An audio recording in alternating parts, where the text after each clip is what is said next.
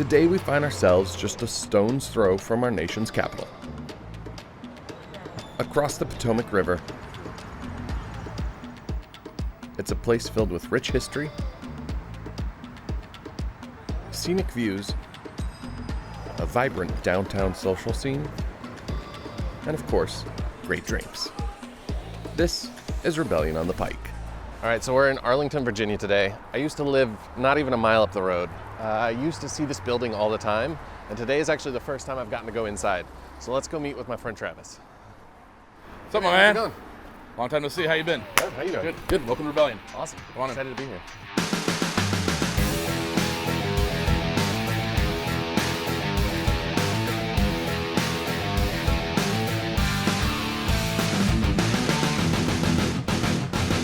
This is your guys' third? This is our fourth bar, third Rebellion. Third Rebellion. Yeah. So we're excited. This is our smallest one to date. DC is obviously the original, and then we did Wilmington, North Carolina, and now we're doing one literally in the basement of my apartment building. So I'm pretty excited for that. Not a bad commute. An elevator ride. After two successful openings so far, why wouldn't owners Travis Wes and Brian Wes Wesley have decided to bring their rebellious spirits to Arlington? Well, yeah, I can say congratulations on getting it open. How's it been so far? Busy. Very good. Busy? Yeah. Busy's good. Busy's very Sometimes. good. Yeah. It's been good. The neighborhood's really welcomed us with open arms, and our staff's been awesome. And Well, talk me through a little bit of the process of, you had mentioned this place kind of fell on your guys' lap, right? Yes. Well, the opportunity. Run in real quick too. The opportunity fell in our lap. He was actually down in North Carolina, and I think his wife saw it on. They just posted on Facebook. They're like, "We're closing in 2 weeks," or this was like mid-December. They're like, "We're closing New Year's Eve, our last night. Come in if you're friends or regulars. We're gonna have everything 50% off." And I don't know where they were, but they texted me like, "Yo, check this out," and I was like, "Holy crap!" It's where we drink. It's in my basement of my apartment building, and I got on the old interweb and found their generic email, and I shot it to him, and he made an intro, and within 24 hours we had a handshake. It was fast. Yeah, that's real fast. I emailed the guy from the stationary bike in Gold's Gym, and as I was driving home, the guy called, and it was pretty quick. He was desperate to get out. They had put themselves in a bad position. Luckily for us and him, the landlord they're really good people, and they wanted to get someone in here quicker. Obviously the market in DC and Virginia, Northern Virginia especially, it's hot. People are looking for places all over. The rents keep driving up, but what happens with, our landlord kind of gets it, like, just because I can get higher rent doesn't mean I'm going to have tenants. So he wanted good tenants. So we worked out a deal real quick, and I think the quick turnaround is right here. Yeah. We're hands-on. We do all the build-outs ourselves. They helped me build tables. Yeah. That's the quick turnaround. We're just, we know that if we're doing it right. We're doing it the way we want it done. And we also obviously have a motivation to get it done quicker than, say, a contractor who's going to come in here and work 6 to 8 hours, take a 2-hour lunch break. We don't take lunch breaks. We get our food brought here or sent here, and we just work until, pretty much some nights, just work until we can't anymore. Because we know the sooner we get open, the sooner we start putting some cash in the register, as opposed to swiping that Amex at Home Depot every day. What drives that? Is it the people? Is it the food? Is it the drink? What drives that energy to make it go, to work till you drop, till you stop, till you. That's what you and I are both raised, man. I enjoy it. I get that kind of, once we are open, I call it like the postpartum depression of like, now what am I going to do now? I enjoy it. I enjoy the process. I enjoy building. I love coming into the building in the morning saying like, man, it didn't look like it 2 weeks ago. I enjoy the evolution of the whole process, and it's fun. It's a cool process too, because with most places, there's a blueprint, and there's a timeline, and there's set, milestones, like, with the contractor. And we've gotten this thing now where, he's the visionary when it comes to the design, and we work together on it, but He's really good at that.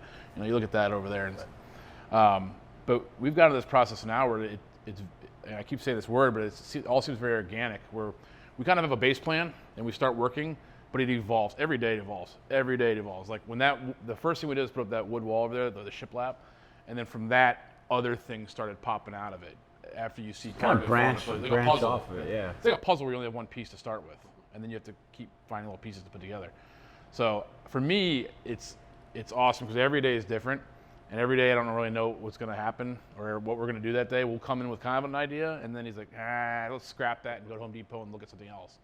And we'll do it. And then at the end of the day, we're like, man, that was fun. That was cool. Like, can't wait to see what tomorrow brings. I also think it helped us with this place because we had actually spent so much time in here as patrons. Sure. And we knew, I hope this guy's not seeing this video, but we had known that the concept that was here, you know, it wasn't what the neighborhood needed. It wasn't going to work out long term. And we would joke around about, hey, you know, what would we do if we had this place? So we kind of had, you know, not So a you had the blueprint. dream before it was even the reality. We kind of knew what we would want to do if it was ours. You know, it's just as luck would have it, we wound up with the place and we put it together pretty quick. That's part of what makes Rebellion such a great, authentic experience. Not only are these guys great at what they do, this is their passion. But that's not all that makes this place so cool. So this building was originally a bank, all right? Back in the day. This pinup work is from the 40s, they think. So we're gonna try to preserve it the best we can. You can see there's some prints up here kind of peeling off. So we're gonna get somebody to come in here and actually put some sort of sealant over to try to preserve this because it is kind of a part of history. I mean, we're looking at stuff that's almost 100 years old here. So this is pretty much all we're gonna leave behind original. But why wouldn't you? It's so cool. That's just the beginning. Is there more stuff in here that's original from the bank, or is that pretty much it that's original? The floor from I'll the show bank? you. Okay. All right, so original room. This was a bank. These are those really cool asbestos tiles I was talking about. So those are original 1902. It's crazy. So these tiles are 117 years old. These are pre-World War II, pre-World War I. I mean, the shit they've seen. You can see where it kind of changed. So what I understand, I saw kind of a mock of an old print. This would have been the counter. For the Like bank? the teller would have been like, you'd walk in, assuming the door was there, and you know, she'd be sitting right here, and then the vault itself was back here, where the bar is. Huh. So if we weren't calling it Rebellion, I think the vault would be a really cool name for a bar. That brick is not original. So a lot of cool wood was left in here though. We actually bought this from a place called Community Forklift up in DC. Mm-hmm. They sell reclaimed, repurposed stuff. Sure. And then they sell like the stuff like the wood that washes up on the beach. So we didn't do that. But this stuff was here, and it was apparently from a barn. There's some more over there in the corner, but apparently it was from a barn out in Winchester, somewhere out in Maryland, like an old tobacco barn. So it actually kind of has a musty smell to it. You smell it. It's pretty cool. The physical history in this place is enough to make anyone excited. Not to mention the history behind the name Rebellion. All right. So let me show you our Whiskey Rebellion mural that Rob's up here painting. Rob, how's it going, bud? So Rob's working on our Whiskey Rebellion flag. As you can see, our logo tends to have the eagle in it. So Whiskey Rebellion was from the late 1700s. The federal government instilled a excise tax on whiskey to help pay for the Revolutionary War. So what better way to do that than to tax something that's helping people get through a rough time? Right. At the time, there was 13 states, and they basically bound together and gave the big middle finger to the government. And they started moving west over the Appalachian Mountains, and they settled in to the Midwest. They were making rye most of the time in Pennsylvania because rye is very prevalent. So when they moved out west, corn was way more prevalent. Sure. So that's where you got bourbon, and corn became a big influence in the whiskey production. So Rob's been working on this for about a week now. It's coming together though. Yeah, it's looking good. Thank you guys. the kind of ironic part about this is, so he's going to spend all this time making this beautiful mural, right? He's going to he painted it, base, starts getting the colors in there, the details. Now he's going to fine tune all those stars and the feathers. Then we're going to take a grinder to it with a steel brush, Distress it. and distress it a little bit, just to give it that. I mean, it'll look beautiful as is, Sure. but just to kind of fit our theme, you know. We're gonna have some fun with it. So It's that kind of hands-on approach that make this place special. Even I couldn't resist joining in on the fun. So these are the tabletops I've been turning into our tabletops. So if you want to do one, Yeah, we can do one. I think it'd be fun. You want to do it with me? Yeah, I mean, I'm happy to help wherever you. I'm going to show you how to make a need. tabletop pretty out of an ugly one. Why don't you grab one, you can do one, and I'll do one. We'll do one together. Making tables. Okay, cool. So I told you one of the things that we like to do is to try to find ways to repurpose everything left behind by the old restaurant. Sure. Their trash, our treasure. So we have these basic maple and turn it into something like this. So what we're going to do is we're going to try to feature some of the cool characteristics the wood has to show. So which one do you want to work on? Oh, it doesn't matter. I think we're going to give you this one because there's a lot to go, Okay. lots to work with. So if you look on here, you can kind of find some cool things. We have a weird little knot right here. What I'm really liking is this knot pattern. So that runs all the way up the board. Sure. And you got another cool one coming from this way. I'll show you how we usually do it. So fire it up.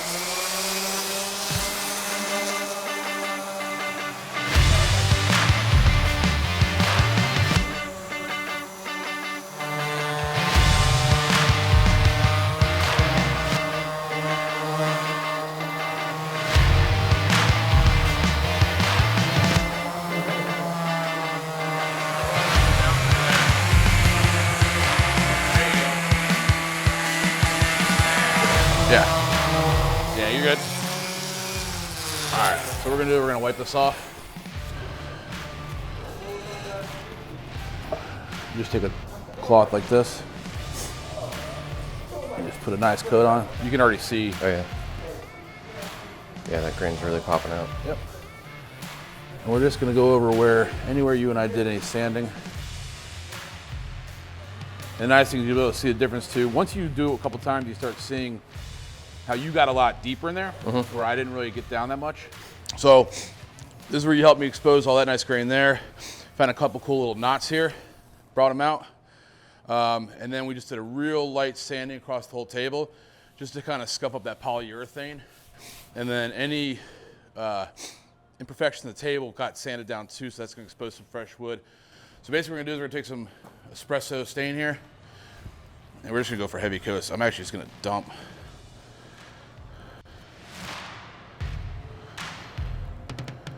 Bunch on here. Nice heavy coat. Take my towel here.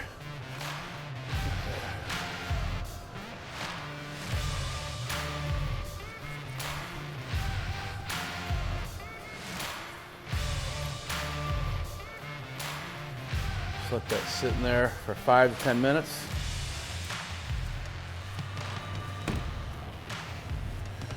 All right, now we wait.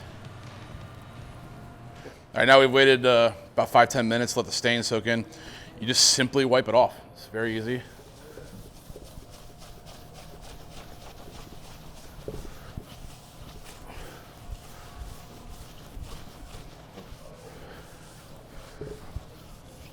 And you can see now how these, what once was a really boring table, probably needs 1 or 2 more coats of the stain to really get in there. But you can see now how this is really starting to pop out. Yeah, just gives it a little more This is starting to really pop out. weathered character to it. Yeah, it's exactly. It's you know, every piece of wood kind of has a story to tell. They all have grain and cool textures to them, and this helps bring it out a little bit instead of hiding it. So these are Ugly Betty tables. This board actually has a lot of cool issues going on with it. It actually kind of coming out really cool. It's very splotchy. It looks like almost maybe it had water damage at one point. This piece of wood really came out pretty. Look at the sheen to the wood there. Now, I'm not gonna lie, I was pretty proud of my work, so why not finish it off with a signature touch? I mean, can't say I've ever helped make a table that's in any other bar. So. What's today, 213? 213. Now, that was a lot of fun, but we all know we're not here to build a bar. We're here for the drinks, and when it comes to drinks, Wes and Travis know exactly what they're doing.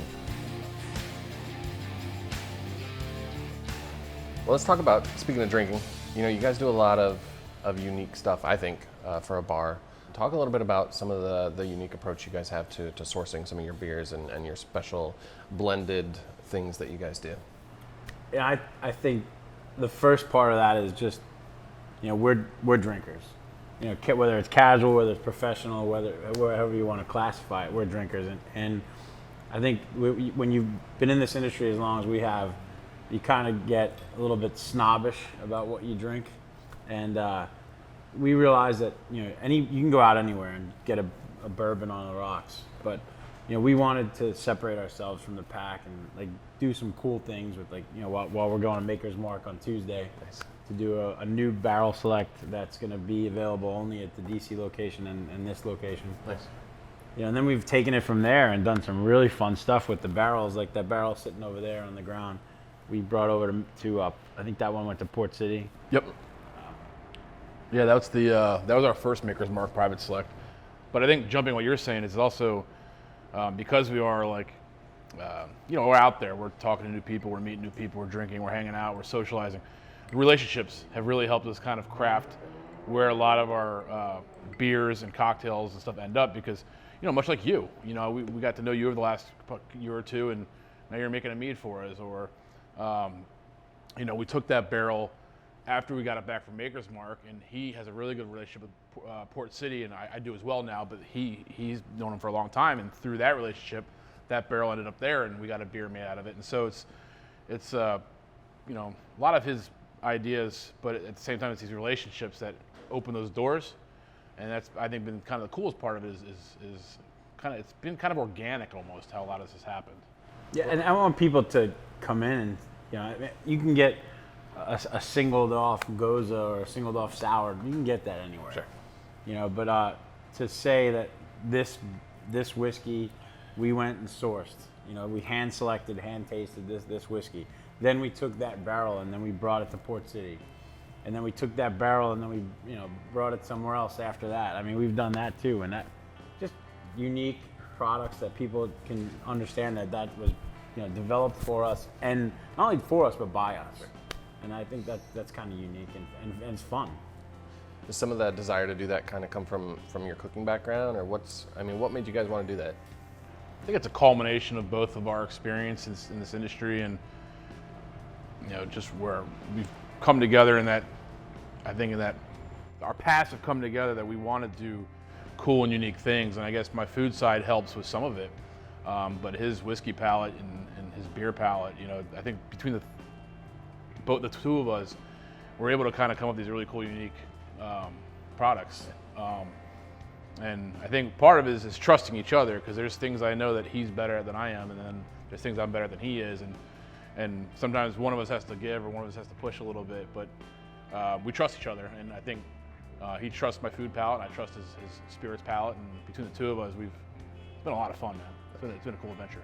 Well, talk a little bit, if you want to. Tell me a little bit about your background. Yeah. If you want to go into that. Sure. I'm curious to know. You know, I was in the military when I got into the bar business. It was kind of on accident. I happened to be at Rumors, 19th and M Street. This was I don't want to age myself, but it was back in the 90s. It's like that's not there anymore. It's been like 2 or 3 different places since then, I think. And, you know, a fight broke out, and one of my guys from my unit happened to be involved in it, helped break the fight up, and the general manager came over to me and offered me a job as a bouncer. And I, you know, at 21 years old, I thought that would be a pretty cool way to, like, get to know a city that I was new to. Mm-hmm. So I started, you know, doing that, and just kind of fell in love with it. You know, it was totally on accident. Did not want to do that. The whole reason I joined the military was just because I couldn't go to college because my family couldn't afford, and I wanted to be NYPD. So, you know, they had 2 years college, 2 years military. I chose military, and then wound up doing this. And I don't think I ever look back on it. I mean, it's been fun. It's been frustrating. I've worked for some really shitty bosses. I've worked at some really bad places. I've been sued by bosses. It's been a bumpy road, but I like where we're at. It's still enjoyable every day, and that's, I think, what I love about this industry is you may have a to-do list or a day planner. You might as well just forget it, because every day is going to be different. Yeah. And I think it's exciting. I like that aspect of it. You never know what's going to walk through your front door. I mean, from like celebrities to just average everyday people who saw us on some, like that fluffy TV show. We had a couple came in here 2 months ago from like backwoods North Carolina, asking us to take pictures with them. Like, hey, we got to show our kids, man. You guys were on TV with Fluffy. I'm like, it's weird, but it's cool. So this industry is fun. But I don't have the culinary background. Like everything I've done in this industry, I've kind of learned just organically. Mm-hmm. We keep using that word, but it's true. It's on the job training. A lot of long hours, a lot of extra hours work, just because I had a strong desire to learn and be better than the next guy, and I would stay over hours and work with the general manager or work in the kitchen with the chefs, just so I could learn every inch of the business, and it's been a fun ride. Yeah, I think sometimes having those shitty bosses, you learn what to do and what not to do. It helps you become. Well, that feeling too. I mean, I actually worked for one of my best friends. He was in my wedding, but he was could be rough to work for sometimes, and he was kind of one of my mentor chefs. And man, I can't tell you how many times he threw saute pans at my head. Yeah. And it taught me to not fuck up, but at the same time, it taught me and it's something I've had to learn is to control your anger and your temper. But I never want to make somebody else feel that way. Like you're scared. Because you're going to make mistakes. Mm-hmm. You don't want to be scared to make mistakes. You want to try not to make mistakes, but you don't want to be scared that if you do, a saute pan full of hot scallops is going to hit you in the forehead.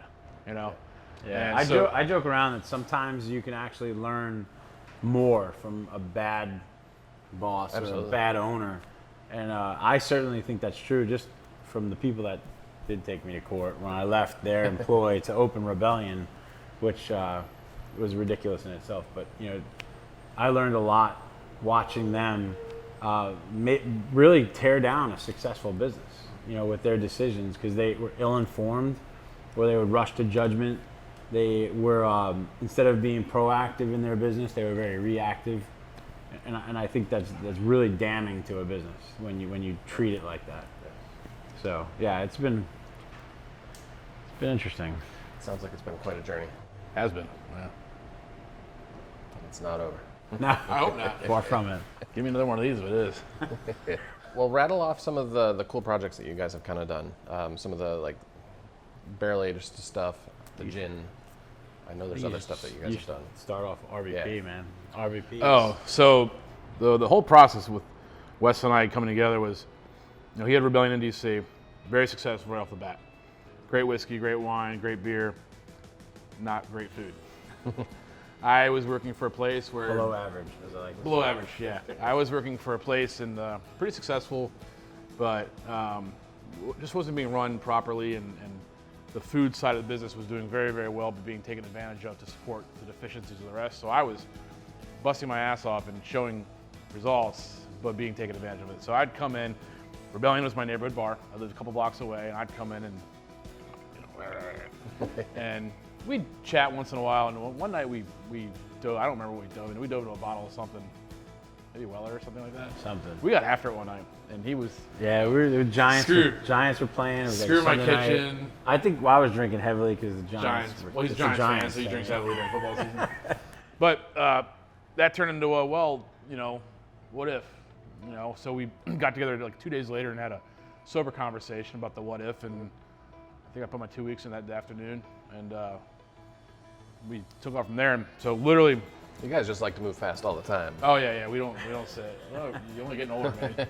So literally my first day on the job, I said, look, I got an appointment at my butcher's place. So we're gonna go there. I've been doing work with them for years. I have a catalog of burger grinds that I've done, but I've been saving one for when I actually have a stake in the game now. You know, and that was one of the things I told him. I was like, I want a stake in the game. Pun intended. Woo. And a butt in the game and a stake in the game. So we went down to the butcher, and you know, that was our first day working together. And we went down there and played with the grind that I had. We punched it out, and it came out perfect the first time. And It was like an awesome science project with white smocks and tons of meat. and lots of meat.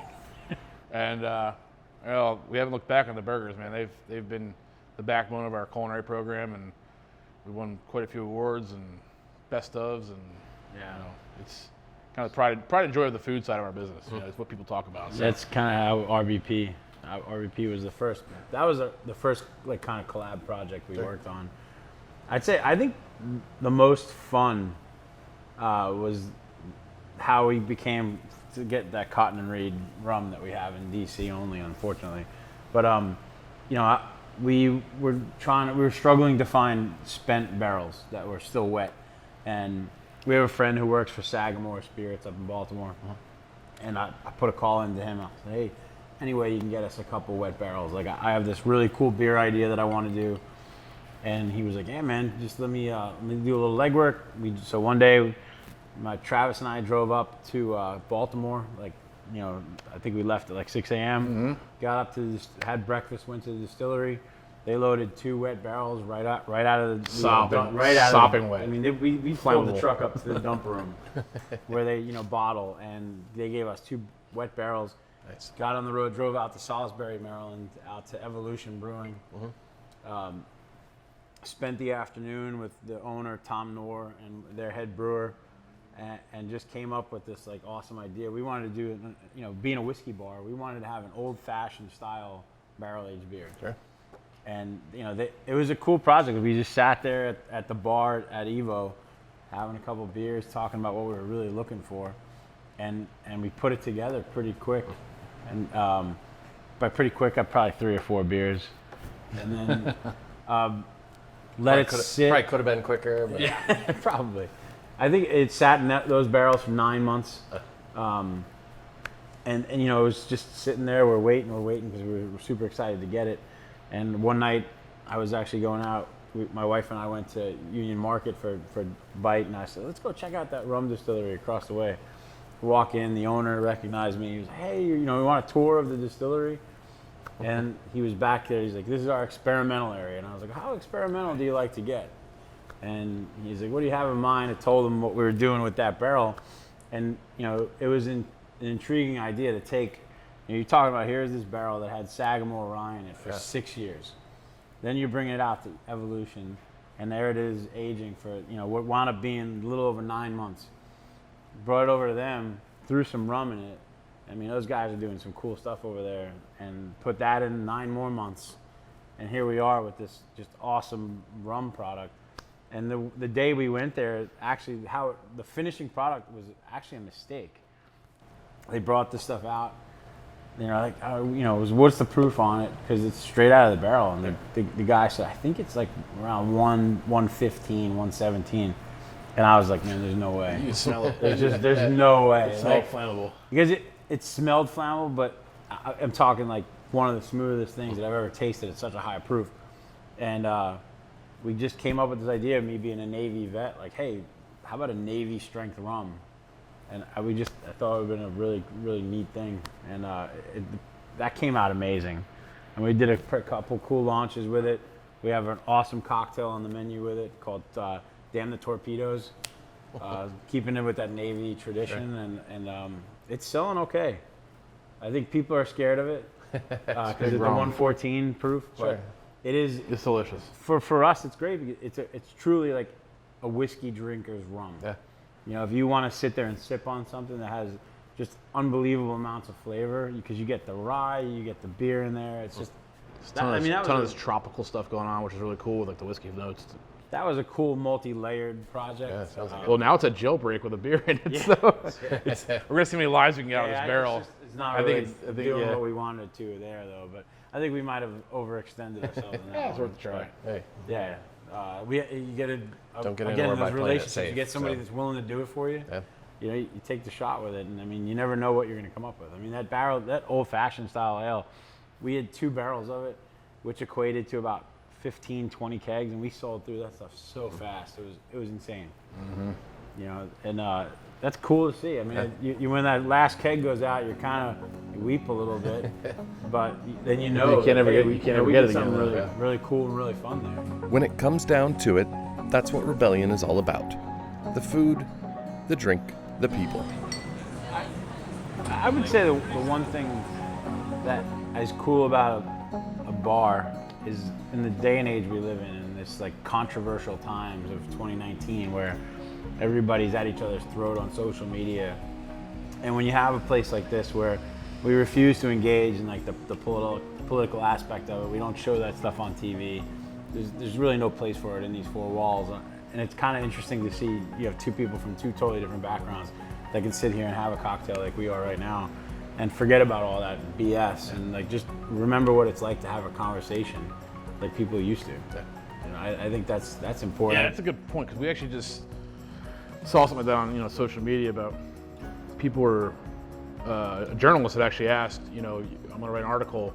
What's something you could tell the public right now? And most of them were very, very poignant, very good things to talk about. But I saw a couple of people like, I'm your bartender. Don't come talk to me about stuff. Don't bitch to me about stuff. And it kind of rubbed me the wrong way because, bartenders have always been like the free therapist. The off the record doctor. The love counselor, the therapist, the relationship expert. The shoulder to lean on, the jokester, the conversationalist. Like, I always when I bartended and with our bartenders, and I know he kind of views it the same way. Like the bartender should be, able to interact with everybody and join the sides and hear you out and talk you through something.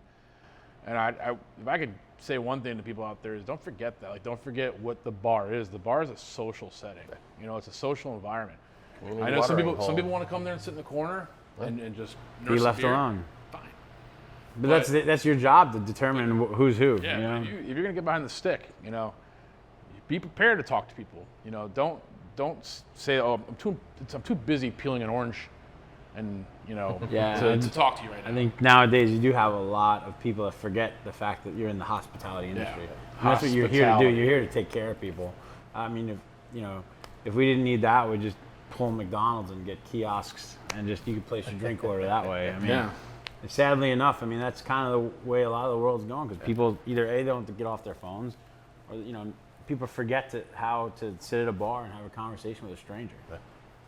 And I think removing that part of it, I think has been unique to us because we've had people scream at us in the bar because we refuse to put on a political debate. And, I tell people all the time, you want to watch that stuff, just go home and watch it. Or I'm sure there's a bar down the street that does it. We're not going to partake in that stuff. So yeah, human interaction, man. It's the key to this business. Yeah, well, I mean, that's part of what alcohol is about. It brings people together. So that's what it's supposed to be. Yeah. Food and alcohol, man. Thank you guys. Anything else? Yeah. Cheers to that. Cheers. No. Cheers. Thanks for doing this.